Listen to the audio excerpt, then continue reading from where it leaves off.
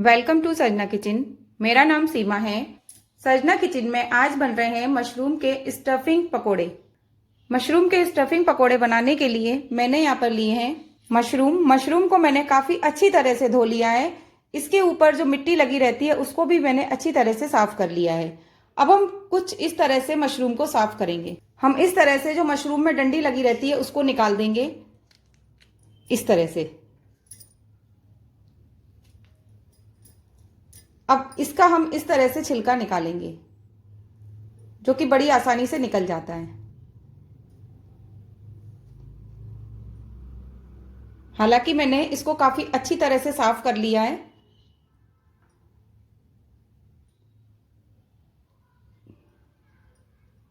तो इस तरह से हम सारे मशरूम का छिलका निकाल देंगे। देखिए इस तरह से मैंने मशरूम का छिलका निकाल दिया है। और हम इस मशरूम को बीच में से काटेंगे नहीं, क्योंकि हम इस मशरूम में स्टफिंग भरेंगे। तो इस तरह से हम सारी मशरूम के छिलके निकाल लेंगे। इस तरह से मैंने मशरूम को काफ़ी अच्छी तरह से छील लिया है और इसके बीच में जो डंडी रहती है उसको मैंने निकाल लिया है। अब हमने जो मशरूम साफ करके रखी है, अब हम इसमें स्टफिंग भरेंगे। तो मशरूम में जो स्टफिंग भरेंगे उसके लिए हमने ली है एक शिमला मिर्च। इसको हम बारीक काट लेंगे। शिमला मिर्च को मैंने बारीक बारीक काट लिया है। एक छोटी प्याज, इसको हम बारीक बारीक काट लेंगे। प्याज को मैंने बारीक बारीक काट लिया है। लहसुन की कली, लहसुन कम या ज्यादा आप अपने स्वाद के अनुसार ले सकते हैं। अगर आप लहसुन नहीं खाते हैं तो आप लहसुन को स्किप भी कर सकते हैं। लहसुन को हम बारीक बारीक काट लेंगे।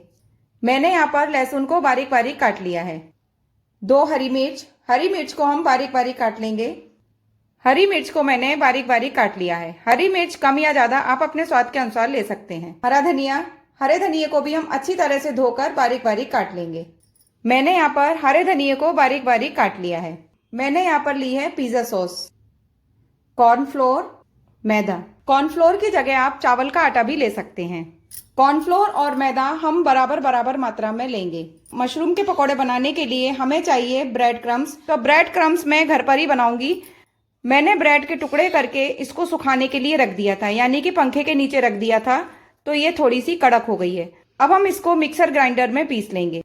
मैंने यहाँ पर ब्रेड को मिक्सर ग्राइंडर में पीसकर ब्रेड क्रम्स बना ली हैं। स्टफिंग में भरने के लिए मैंने यहाँ पर लिया है मोज़रेला चीज। आप किसी भी तरह का चीज ले सकते हैं। सबसे पहले हम मशरूम के पकोड़े बनाने के लिए मैदा और कॉर्नफ्लोर का घोल बनाकर तैयार कर लेंगे। आप कॉर्नफ्लोर की जगह चावल का आटा भी ले सकते हैं। तो मैं यहाँ पर 4 चमचे कॉर्नफ्लोर लूंगी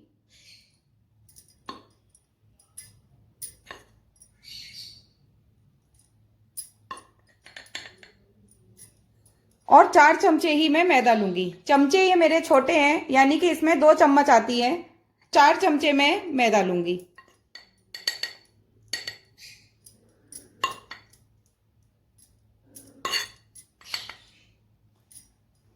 अब हम मैदा और कॉर्नफ्लोर को अच्छी तरह से मिक्स कर लेंगे। अब हम मैदा और कॉर्नफ्लोर में कुछ मसाले डालेंगे। मैं यहाँ पर डाल रही हूँ आधा चम्मच चिली पाउडर, यानी कि लाल मिर्च पाउडर, लगभग आधा चम्मच नमक, थोड़ा सा हल्दी पाउडर, थोड़ा सा हरा धनिया। अब हम मैदा और कॉर्नफ्लोर को थोड़ा थोड़ा पानी डालकर अच्छी तरह से घोल लेंगे।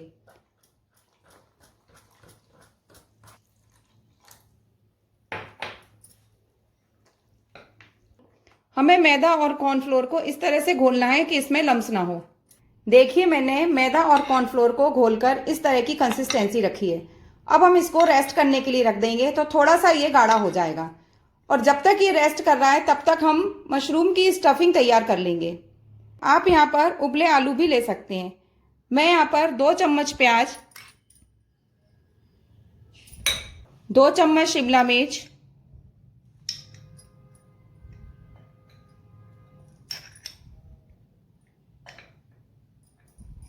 मैंने यहाँ पर 2 हरी मिर्च काटी थी, तो हरी मिर्च मैं 2 कटी हुई ले रही हूँ।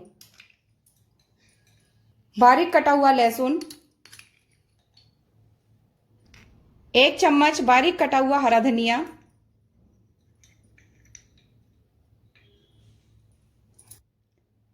मैं यहाँ पर 2 चम्मच मोज़रेला चीज ले रही हूँ। अब मैं इस स्टफिंग में कुछ मसाले डालूंगी। लाल मिर्च पाउडर आप अपने स्वाद के अनुसार डालिए। थोड़ा सा अमचूर पाउडर, नमक स्वाद अनुसार। नमक हमने मैदा और कॉर्नफ्लोर के घोल में भी डाला है, इसलिए नमक आप अपने स्वाद के अनुसार डालिए। 1 चम्मच पिज्जा सॉस। अब हम इन सब चीजों को अच्छी तरह से मिक्स कर लेंगे। हमारी मशरूम में भरने के लिए स्टफिंग बनकर तैयार हो गई है। अब हम इनको मशरूम में भरेंगे। मैं यहाँ पर हाथ से भरूंगी, आप चाहें तो चम्मच से भी भर सकते हैं। हाथ से मैं इसलिए भर रही हूं क्योंकि अच्छी तरह से भर जाएगा। तो इस तरह से हम मशरूम के अंदर इस स्टफिंग को भर देंगे।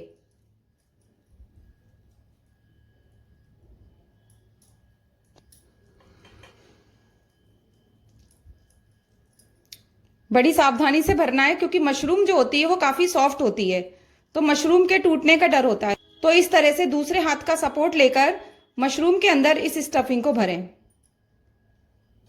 तो इसी तरह से मैं सारी मशरूम में स्टफिंग को भर दूंगी।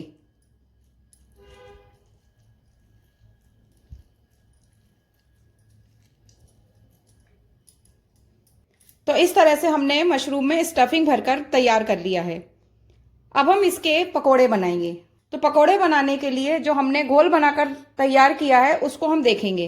देखिए, इस तरह की इसकी कंसिस्टेंसी है। हमें इसी तरह की कंसिस्टेंसी चाहिए, ना हमें गाढ़ा चाहिए ना हमें पतला चाहिए। हमने जो ब्रेड क्रम्स बना के रखे हैं उसको हम आधा आधा कर लेंगे।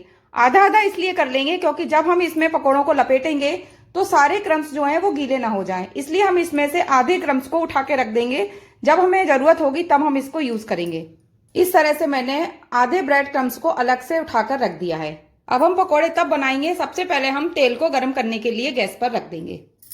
मैंने यहाँ पर एक कढ़ाई में ऑयल को गर्म करने रख दिया है। हम ऑयल को मीडियम गर्म करेंगे, यानी कि एकदम से तेज गर्म नहीं करेंगे।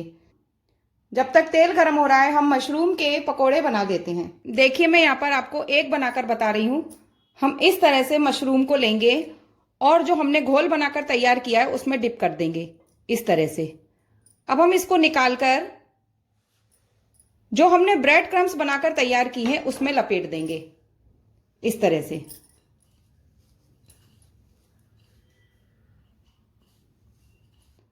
हम चारों तरफ ब्रेड क्रम्स लगा देंगे। एक बार हमने स्टफिंग वाले मशरूम को एक बार मैदा और कॉर्नफ्लोर के घोल में डुबोया था और हमने एक बार ही इसमें ब्रेड क्रम्स लगाए हैं। अब हम इसको दोबारा से इस घोल में डुबोएंगे। अब इसमें से हम निकाल लेंगे इस तरह से और दोबारा से हम इसको ब्रेड क्रम्स में लपेटेंगे इस तरह से। जैसे आपको एक बनाकर दिखा रही हूं। इसी तरह से हम जब कढ़ाई में ऑयल गर्म हो जाएगा तो हम इस तरह से सारे मशरूम बनाकर तैयार कर लेंगे। मैं यहाँ पर बनाकर एक प्लेट में रख रही हूं। ऑयल हमारा गर्म हो चुका है।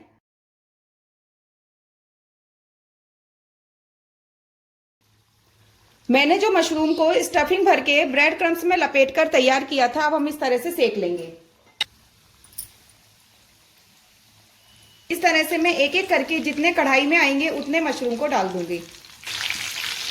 ध्यान रखिए, हमें इसे बार बार पलटना नहीं है क्योंकि मशरूम जो होती है वो काफी सॉफ्ट होती है।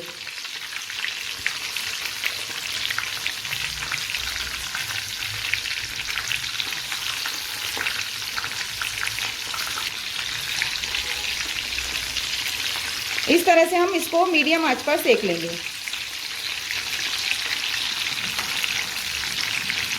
इस तरह से हमारे जो पकोड़े सिक चुके हैं उसको हम निकाल लेंगे।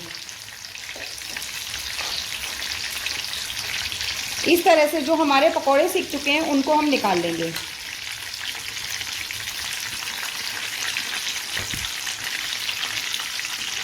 इस तरह से जो पकोड़े सिक चुके हैं वो मैंने निकाल लिए हैं। अब इसी तरह से हम सारे पकोड़ों को बना लेंगे। इस तरह से स्टफिंग वाले मशरूम के पकोड़े बनकर तैयार हो गए हैं। देखिए कितने क्रिस्पी बने हैं। देखिए मशरूम के पकोड़े कितने क्रिस्पी बने हैं। एक नहीं, सारे पकोड़े क्रिस्पी बने हैं।